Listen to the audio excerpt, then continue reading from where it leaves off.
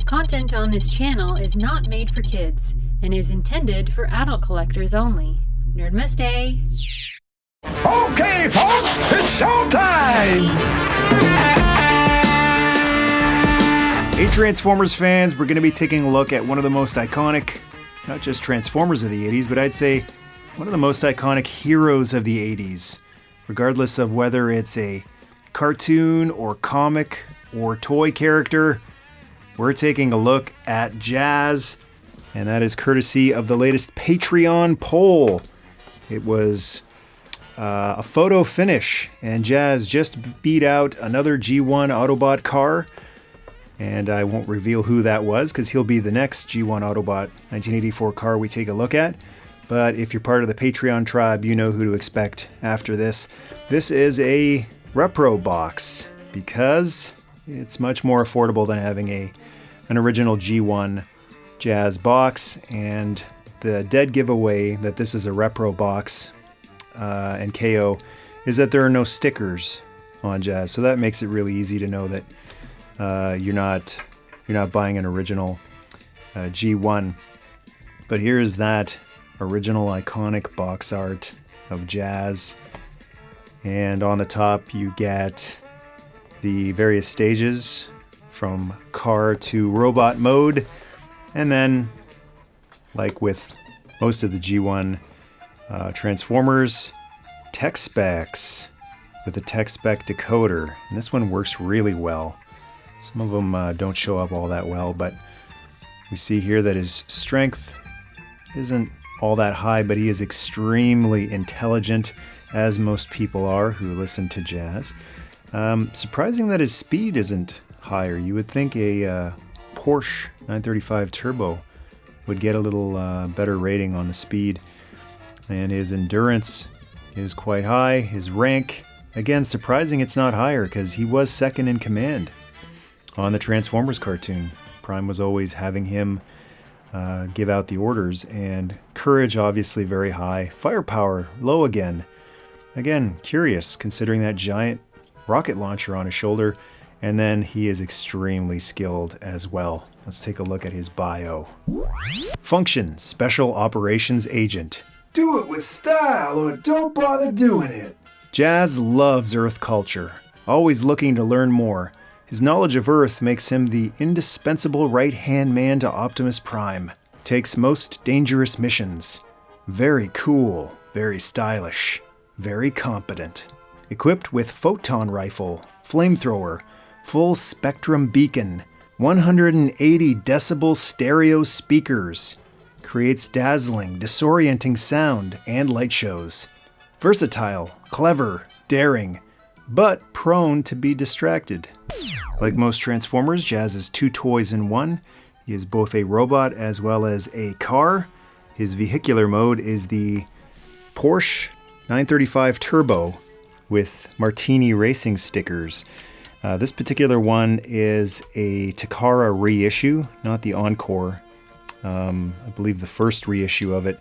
So the door does say Meister on it, which is his name in Japan. And I've put some custom repro stickers on here for the Martini logos all over the place. And the way they got around, I believe they didn't have the actual Martini endorsement from Martini Racing. The way they got around that is just by including an extra I, misspelling Martini. The things you could get away with back in the 80s. In today's litigious society, I don't think that trick is going to work quite as well. Although there are quite a few third-party Transformers that seem to get away with calling their toys things like not Jazz. So the cool thing about the 84 cars, and the 85 ones as well, the original Takara vehicles, which were taken from the Diaclone line, is that they have a space for a driver inside. So you can just open up the hood here, and if you have a little Microman driver, or something like one of these Impossible toys, not Spike, I guess he is, not Spike figures, you can fit him in here. The thing I've noticed about Jazz and also the Datsuns like Blue Streak, Prowl, is sometimes the driver has to be leaning back a little bit so that the roof doesn't hit him. This particular guy, because it's such a narrow space, his arms have to be pushed up so that he's sort of resting his arms on armrests. It's more of a cockpit than a proper car interior, since it's just a one-seater right in the middle. And you can see that there isn't much head clearance there, but it's not too bad actually. It's a lot better than compared to the Datsuns. So you can sort of try to wedge him in there. He's holding an imaginary or invisible steering wheel in there. And I think that makes a really big difference, being able to see a driver inside the car mode. And before we move on to the transformation, let's just take a quick look at some of the details. In vehicle mode, he does have quite a bit of die-cast on him. This whole front part is die-cast, and this part back here also feels die-cast on his legs. So he's got a good bit of heft to him for such a small car. Nice spoiler in the back here, elevated back there. I might be missing some stickers on here, I'm not sure. The doors actually open up, and they don't open up to anything. I mean, it's just solid space in there. It's not like you can put a figure in there, but just the fact that the doors do open up, that's really cool. If you want to display him with his doors open. The hood doesn't open, the trunk doesn't open. Actually, they do open in the back here. So, again, as part of the transformation, maybe not necessarily intended to be displayed like that, but I think that's a cool little bonus where they work in parts that should be moving into the transformation. Nice tires on this one. I've noticed on a lot of the reissues, there's too much of a gap here in the front. I don't think the original one was like that, but something about the assembly of the reissues and the KOs just kind of make it seem like there's too big a gap in there. Doesn't bother me. I'll take the super low price over the couple millimeters of being lowered there any day. I like the chrome on the inside there, and you get a little bit of chrome underneath for his feet too, but this isn't really intended to be looked at. That's his robotic undercarriage. And then inside, there is really not much going on in there either. Not much room for proper Binaltech level of detail like seats or steering wheels. As ahead of their time as these 1984 cars were, even before that, considering they were released as part of the Diaclone before that. Most of the detail was on the exterior, and the detail on the interior wouldn't come in until alternators and Binaltech. So that's Jazz's vehicle mode. Let's give him a transformation. And he does have one tricky part of his transformation. When I first got him in the 90s as part of the G2 line, I expected him to just transform almost exactly like the Datsuns, Prowl and Blue Streak, aka Silver Streak. But the waist part is the tricky part. So to start, I like to grip all four tires and just pull, and that'll pull the legs out. And then you pull these back windows up, you push this part down, and these silver bits are his feet. And by pushing them in, that secures that, in theory. It's supposed to. If these feet part are a little on the loose side, then you get some looseness here. But what helps with that is pulling these feet apart. You see inside here, there's some little pegs in there that pulling that apart will stop the body from falling forward. So as long as those are pushed in, he can collapse back into his car mode, pulling them out on both sides. You don't want to get just one. They get locked in place. So now he can't collapse back into car mode. And you push the feet back up like that. And that's the lower body. And then for the upper body, this part is very similar to the Datsun brothers. You unpeg the fists. Really nice design up here, the way the fists peg into the tops of the shoulders so that you don't have loose arms just flopping around inside. And you pull that out, similar to the Datsuns, which reveals Jazz's face. This one has that really funky, weird smirk that some of the reissues had. And the silver visor like the original one. And I'll show you another reissue version that has a blue visor. So to continue here, we disconnect the doors, pull out the pegs that actually hold them in place. This is the trickiest part of the transformation here. It took me quite a while to figure out because first time I transformed him, I didn't have videos to go off of. I had never transformed him before, and the instructions aren't always a big help. So once you know what you're supposed to do, you can do it with your eyes closed, but you have to, watch this engineering, you have to unhook that, and you're not done yet. So once that unhooks, this part, this whole upper piece part, has to go back. And then when you push just like with the Datsuns, you push this, well, first you have to pull this out this way. If you try to push this down, it gets caught. And I suspect that's the reason why a lot of the Datsuns are broken right here. The window broke right off because it felt like it should go, but there's resistance. And you have to actually pull like this on Jazz in order to release that and get it to go all the way down. Very important step required there. But by doing that, hey, we got a rub symbol that's working. Awesome. By doing that, his head will stay in place. And on some of the reissues, again, this is a little on the loose side, but that's how it's supposed to stay.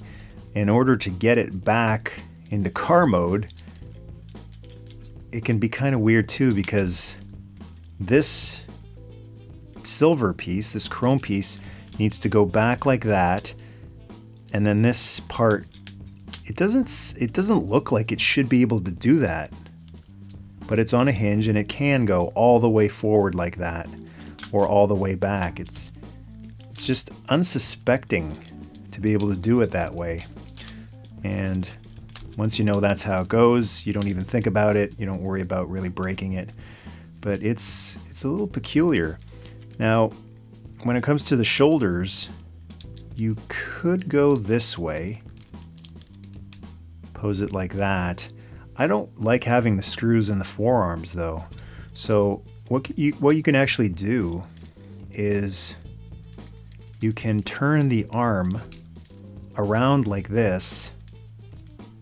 You can have the wheels facing up like that, or I don't know, if you want, you can sort of have them pointed to the back. I prefer them facing up like that, since that is how they depicted it on the box art.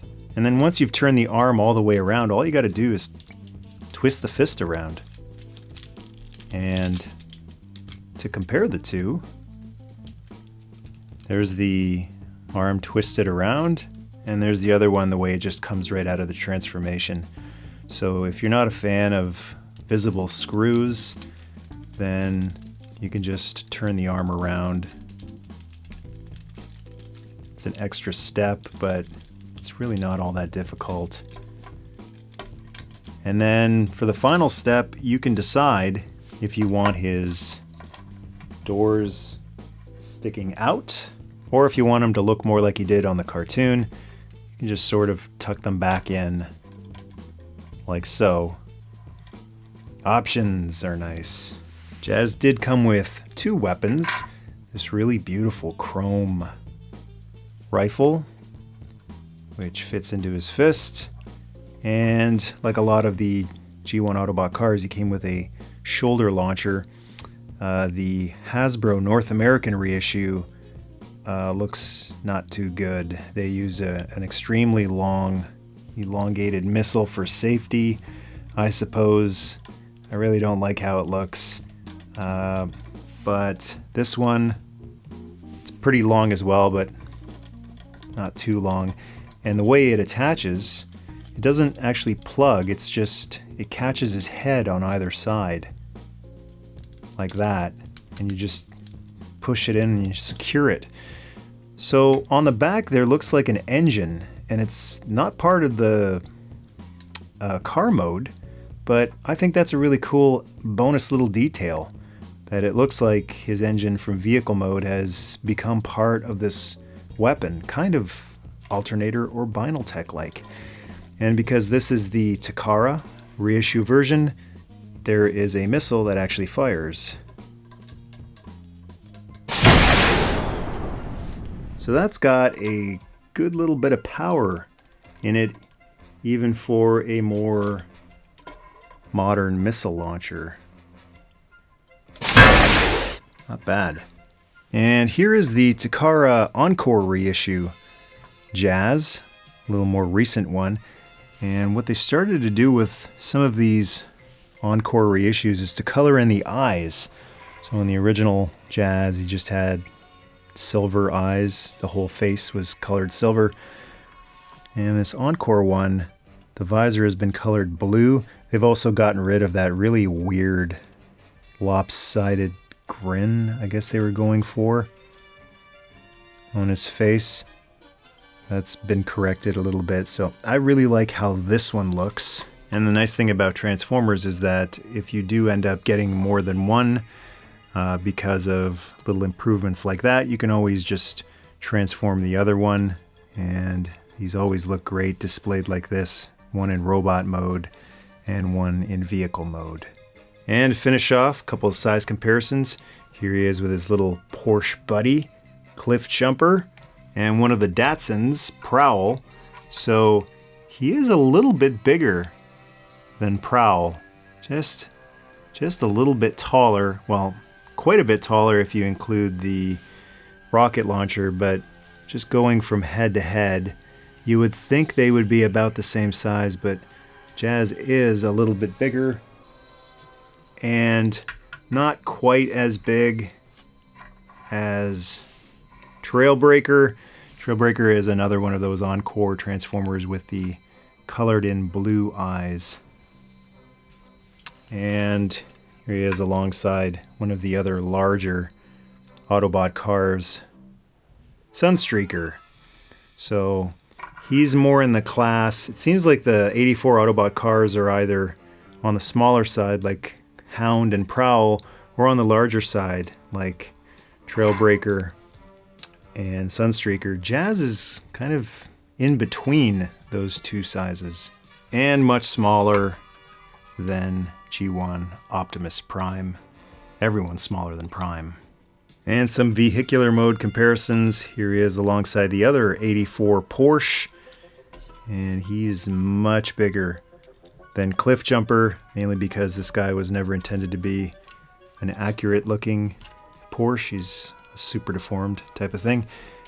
And one of the Datsuns, the size is a little closer in vehicle mode, the Datsuns and the Porsche, which is surprising that Jazz seems a little bit bigger in robot mode. He's a little wider in vehicle mode, but it's not that different, the two of them in vehicle mode. And there's no official Masterpiece Jazz yet, but there is this unofficial Mackey Toys Downbeat, who bears a striking resemblance to Jazz. And I'll be taking an in-depth look at this one on the channel someday, but this one is just pure Scatman Carruthers. Looks like he just leapt off the screen of the old animated series. So that's the G1 1984 Transformers Jazz. A big warm welcome to the Patreon Tribe's newest members, Matthew Pierpont, Stephen Shin, Pat Sean Brown, Andrew Wiley, and Jonathan and Randa B. Thank you for the Energon goodies. And appreciation to some of the channel's biggest contributors over the years. Scott Orr, Eric Lutz, Shane O, EJW, Iron Lords Podcast, David Wendt, Joe, Cameron Johnson, Nick Filippelli, Andrew Culver, Sean Fuster, Michael Proctor, Martin Day, Mr. Tin Min Pin, Adam Brown, Disney fans LJK, Carl Stitz, Judson Maybe, Eric Griffin, and Joseph Fangsrud Von Esch. Thank you for the flag points, mutagen, and magic root that keeps this channel's engine humming along in hyperspace. Hope you enjoyed this smooth jazz. Thanks for watching. Feel free to leave a comment below, and to join the tribe, hit subscribe. Rock on and roll out!